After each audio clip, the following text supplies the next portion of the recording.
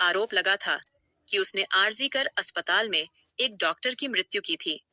उसका कहना है कि जब वह सेमिनार हॉल में पहुंचा था तो वहां पर डॉक्टर पहले से ही मरी हुई थी। लेकिन कितना सच है, कितना हेलो। झूठ है पॉलीग्राफ टेस्ट में, और आगे आगे क्या बोला? क्या सीबीआई को उसकी बातों पर भरोसा है? हेलो। और क्यों ऐसा लग रहा है कि संजय रॉय अभी भी बहुत कुछ छुपा रहा है? इन सब पर बात करने के लिए दिल से धन्यवाद। कहानियां अनेक में आप आज सुनेंगे कि कैसे संजय राय और संदीप घोष ने पूरे केस को अलग ही अंदाज में बदल दिया है। आज हम बात करेंगे संजय रॉय की, वह शख्स जिसके ऊपर लगातार आरोप लग रहे थे कि उसी ने 9 तारीख की सुबह लगभग 4:30 के वक्त एक डॉक्टर की मृत्यु की थी। इसके पहले हमने बात की थी कैसे एक के बाद एक जो सबूत है, चाहे फॉरेंसिक रिपोर्ट की बात करें, ऑनटोप्सी रिपोर्ट की बात करें, सीसीटीवी की बात करें, ये सारे जो सबूत है वह इशारा कर रहे थे कि इसमें संजय रॉय ही मुख्य आरोपी है। लेकिन अभी उसका पॉलीग्राफ टेस्ट किया गया और जो सूत्र हमें बता रहे हैं उसके मुताबिक पॉलीग्राफ टेस्ट के दौरान संजय रॉय ने कुछ चौंकाने वाले बयान दिए। संजय रॉय का यह कहना है कि उस रात वह पहुंचा तो जरूर था सेमिनार हॉल में, लेकिन जब वह पहुंचा तो वहां पर पहले से ही डेड बॉडी थी। कितना सही बोल रहा है संजय रॉय और कितना गलत, यह तो जांच एजेंसियां ही बता पाएंगी।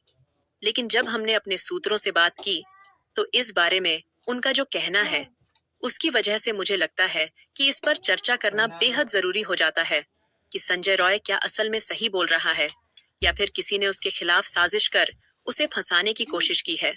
देखिए, इसके पहले हमने बात की थी तो उस वक्त हमने 3 आधार बताए थे जिसके मुताबिक उसके बिना पर ऐसा लग रहा था कि संजय रॉय ने ही घटना को अंजाम दिया था। पहला था फॉरेंसिक रिपोर्ट, और फॉरेंसिक रिपोर्ट में कैसे डीएनए जो था मृतिका का वह संजय रॉय से मैच कर जाता है।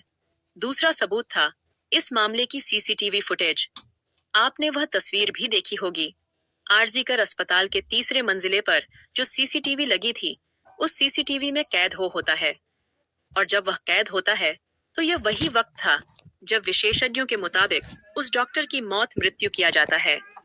तीसरा और सबसे बड़ी वजह थी इस मामले की टोप्सी रिपोर्ट जो साफ साफ इशारा कर रही थी कि संजय रॉय ही मुख्य आरोपी है। लेकिन अब सीबीआई ने इसमें पॉलीग्राफ टेस्ट कराया।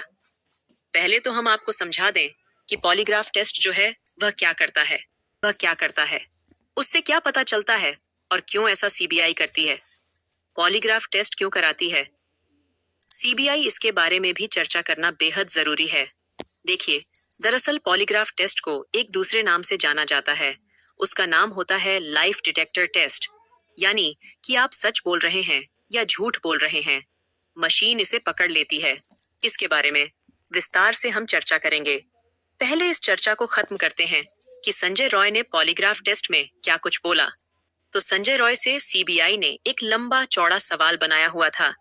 जो टेस्ट करते हैं वो मैं बता दूं कि सीबीआई के अधिकारी नहीं रहते। जहां पर टेस्ट होता है वहां पर सीबीआई के अधिकारी मौजूद नहीं रहते हैं। टेस्ट करने के दौरान सीएफएसएस यानी कि सेंट्रल फॉरेंसिक साइंस लैब के एक्सपर्ट्स होते हैं और उन्हें एक सवालों की लंबी लिस्ट दी जाती है। वह जो लंबी लिस्ट होती है उसमें कई तरह के सवाल होते हैं और उन्हीं में जुड़ा होता है घटना से रिलेटेड सवाल कि उस घटना की क्या जानकारी सामने वाला शख्स दे रहा है और इस मामले में संजय रॉय मामले को लेकर क्या सही जानकारी दे रहा है, क्या गलत जानकारी दे रहा है।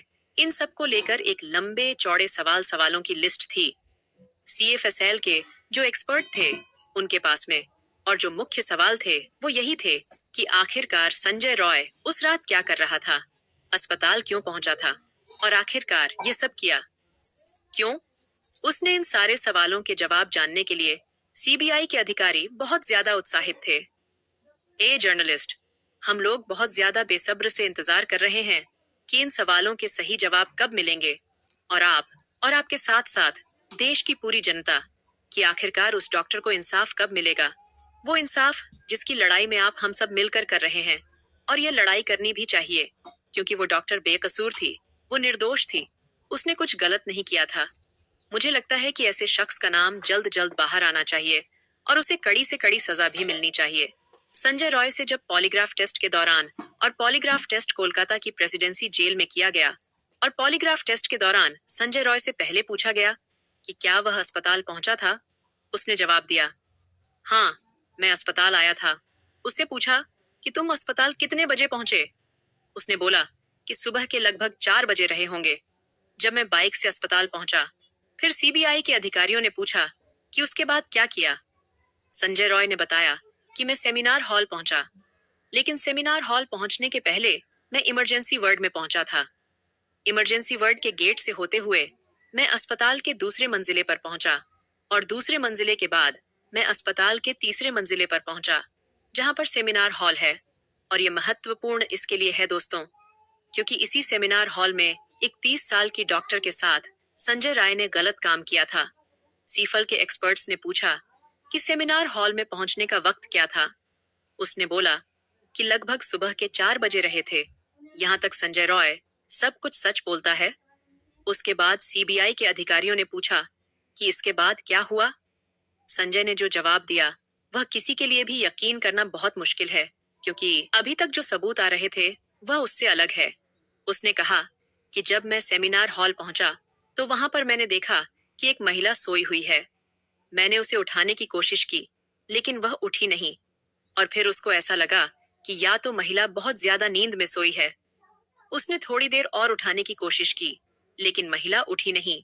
संजय रॉय के इस जवाब के बाद में जो सीएफए सेल के अधिकारी थे, उन्होंने सीधा सवाल किया कि क्या तुमने उस महिला की मृत्यु किया।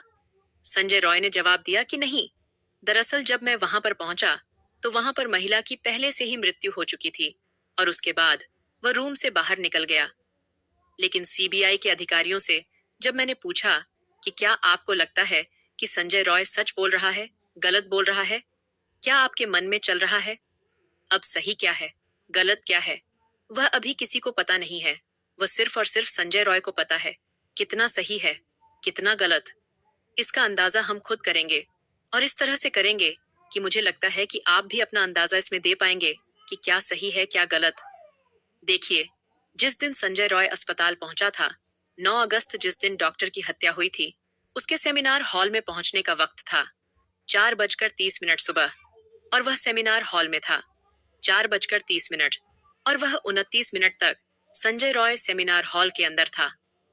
अब आपके मन में सवाल आएगा कि अगर कोई शख्स किसी कमरे में घुसता है और वहां पर देखता है कि किसी महिला की लाश पड़ी हुई है, 29 मिनट तक आखिरकार वह वहां पर करेगा। क्या 29 मिनट रहने के बाद जब वह कमरे से बाहर निकलेगा तो क्या वह किसी को इसकी जानकारी नहीं देगा कि यहाँ पर एक डेड बॉडी है, जबकि संजय रॉय ने देख लिया था कि वहां पर सीसीटीवी लगा हुआ है। क्योंकि सीसीटीवी की जो फुटेज हमने देखी उसमें देखा संजय राय निकलने के बाद वह देखता है कि सीसीटीवी लगा हुआ है।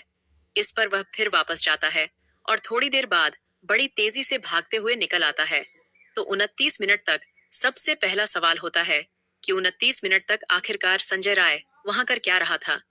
अगर वह महिला डॉक्टर पहले से मरी है तो 30 मिनट तक कर क्या रहा था। वो दूसरा सवाल ये है कि अगर 29 मिनट तक अब वो वहां पर मौजूद था और सेमिनार हॉल के अंदर घुसा था, उसके घुसने की वजह क्या थी।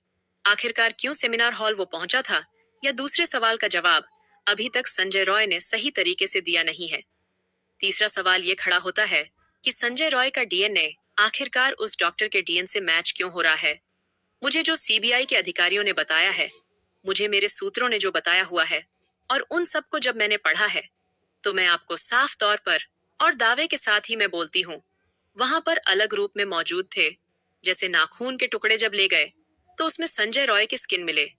संजय रॉय के ऊपर जो जख्म थे, जो कि मृतिका ने बहुत मुमकिन कि अपने आप को बचाने के लिए आखिरी लड़ाई के दौरान उसके नाखून से जो स्किन के टुकड़े मिले थे, वो मैच किए संजय रॉय से कि शरीर पर जो 2 जख्मों के निशान थे, उसे जब मैच किया गया तो वो यही लगा।